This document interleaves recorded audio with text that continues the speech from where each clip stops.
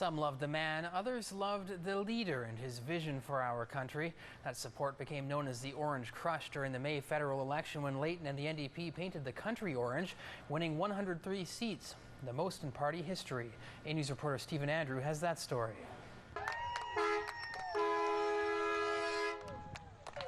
Orange Crush, the Jack Factor, call it what you will. Jack Layton's visits to Vancouver Island during the last election campaign drew huge, enthusiastic crowds. And there, in the thick of it, Layton shaking hands, beaming and basking in a wave of popularity that would drive the NDP to official opposition. It was a campaign that began with low expectations for the NDP leader and quiet whispers about whether the election would be his last. At the time, no one could have imagined how shockingly, almost 5 months to the day, that prediction would tragically come to be.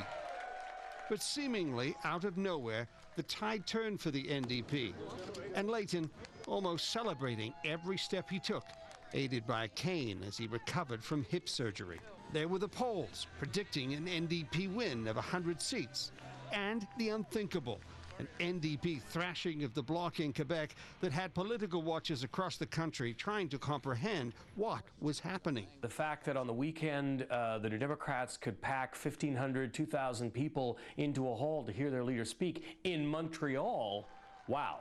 And by all accounts, it was a group of young people, double that wow. A wow factor that by the final week of the campaign was drawing more and more people to the NDP fold. Now it's just like really got me pumped, and now I'm like ready to go into this final week.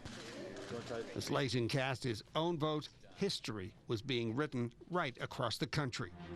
Layton had done what no other NDP leader before him could achieve. To come up from third-party standing to official opposition, plus 63 seats, is absolutely remarkable. This is a sea change in Canadian politics. A sea change that bolstered the ranks of the NDP in Ottawa with an additional Vancouver Island MP, Randall Garrison.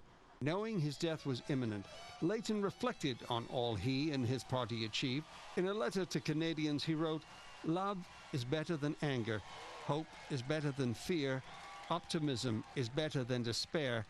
So let us be loving, hopeful, and optimistic, and we'll change the world." It's a message that Layton carried with him through his political life, and one, he told supporters, is much bigger than any one leader.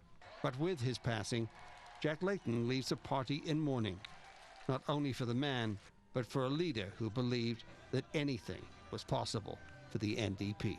In Victoria, Stephen Andrew, A News.